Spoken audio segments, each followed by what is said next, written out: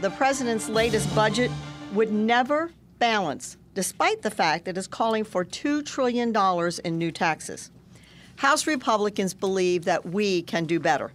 And that's why this week, the House will vote on a balanced budget for a stronger America. Our plan brings our books to balance in less than 10 years without raising taxes.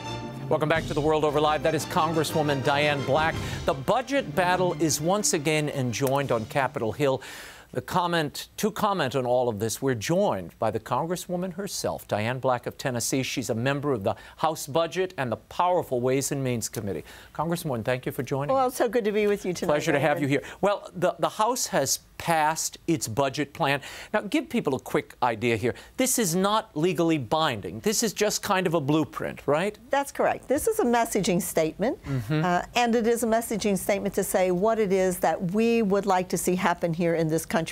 Obviously, we're building up debt, and so this is a budget that would balance in less than 10 years, which is something very exciting for us because, you know, as the debt is growing, it doesn't help our children or our grandchildren. It does set out a number of our priorities on health care, for instance, repealing Obamacare. It does say that we will reform our very complicated tax system, so something fairer, flatter, and simpler, which again is economic development, and it helps the American people to see what our vision for our country is. Now, what do you say to the 16.4 million people who are already covered under Obamacare? What happens to them, and what are you going to supplant this with? Yes. Are you going to put something else in place? Well, we tell them that we understand that there are people who are uninsured, and we want to be sure that those who are uninsured and need insurance have an availability to get that. But we're going to do that in the private market. Rather than having the government take over 1/6 of the economy, we're going to put this into the market and allow the market to work so that it will be a patient-doctor relationship and not a government mandate. So what do you replace Obamacare with? I mean, is it a bill? Are you doing similar to what you're doing with Medicare, where you're block granting this to the states? We do have our own plan, and there's been a plan that has been out there for a number of years. As a matter of fact, even before Obamacare was passed, I wasn't in Congress, but my colleagues did have a solution for a free market solution for helping to cover people that couldn't receive insurance. As I get into the intricacies of this budget, while Obamacare is cut, the tax revenue from it, $1 trillion, remains in this budget. So you're counting the $1 trillion in tax revenue, even though the spending for Obamacare itself is cut. Is that double dealing here? Well, what's going on? What happens, and it is a little bit, I won't get too much in the weeds. Yeah, don't go too far in the weeds. It is because of the way the CBO scores and the base of how they score this. So until you actually change the law, you have to count that in. But once you change the law, then they can reevaluate what you're doing. So it is a difficulty in the way that we do our scoring right now. And you still balance in 10 years? That's correct. Even losing that $1 trillion of tax revenue? When you do dynamic scoring, and you show that things, as I say, when you redo your tax system and you take away some of the regulations and you see our economy pick up, there are two ways that you can balance a budget. One is more taxes and the other is to grow the economy. And our budget grows the economy. And that's really what's best for people because it puts them back to work, it increases their income. And so we have a dynamic scoring on ours where we can actually show that the kinds of things we want to do will get the economy moving and therefore more tax revenue will come in. I've got to talk to you for a moment about the budget caps that have been in place for some time and seem to be helping the overall economy. Holding down spending on Capitol Hill is always a good thing. The defense budget this time is getting a $20 billion bump in spending, so it's going up. That's blowing the cap. Why are we blowing the spending cap on defense? Well, the Budget Control Act, which was put into place 2 years ago, recognized that we cannot keep on spending more than what we bring in every year. And of course, when that was passed, we weren't in a situation where we are with our national defense, where we have so many things that are happening, Boko Haram, all of the radical Islamic problems that we're having, the ISIS, and so it is a more dangerous country. And the military have told us that they cannot protect this nation the way we're asking them to do with so many of these conflicts around the world. We would put our men and women in peril by not giving them the kinds of services that they, or the kind of equipment that they need. So we are then on the OCO side, or the side that is the global war on terrorism, we're increasing it on that side, but the base is staying the same. But there's a slush fund on the side in the overseas contingency operations fund. That's correct. So that's kind of an extra fund on the side. That's right. That's a lot of money. I mean, how do you offset it? Here's the question. How do you offset that increase in spending? Well, again, when you look at what will happen with our budget and the kinds of things that we put into our budget that allow the economy to grow, we can see that that money will be picked up in other ways. We do other reforms. We do Medicare reform, for instance, that then allows us also to bring in some additional dollars and cut some spending.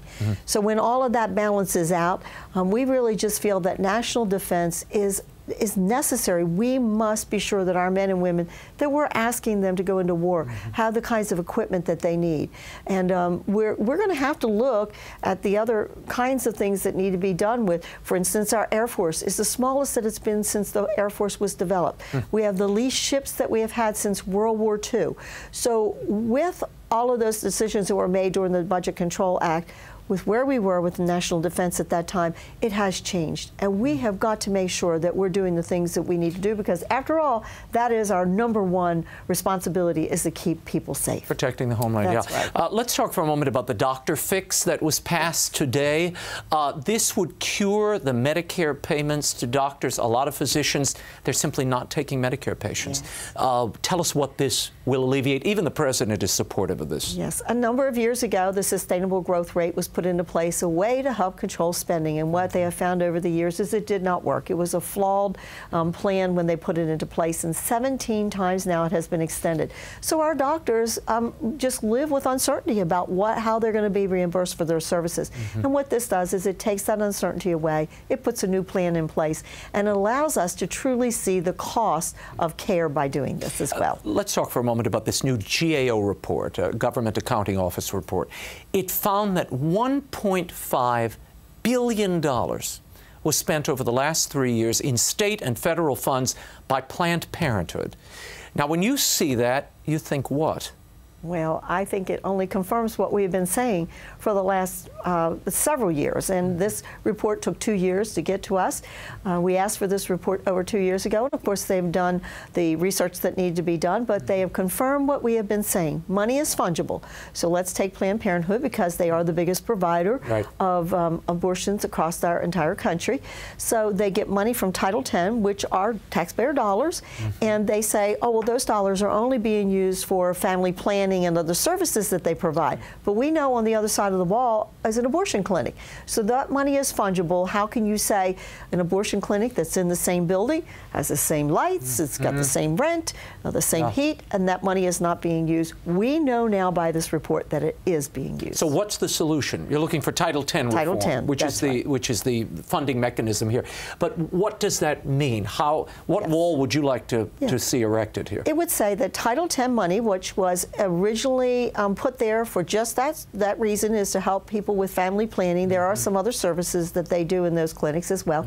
But if you also are a provider of abortion, you will not be entitled to those Title X. So that way we can make sure that if you're doing just this, that's what we want you to do, is do what it was intended in Title X. I want to shift gears for a moment, talk about Resolution 139, that this is a House resolution you're proposing that would do what, and why is it necessary now? Yes, it is necessary because, again, we see the violence with the radical Islamists all around the world.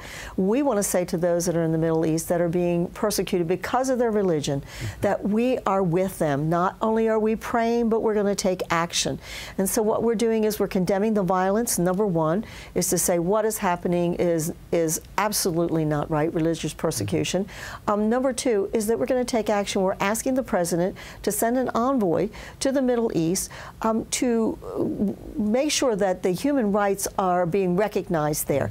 This was a resolution that was passed back in 2014. Yeah, there was a Near East, it was a Near East and South Central Asia Act, asking the president to appoint the same special envoy, Congresswoman.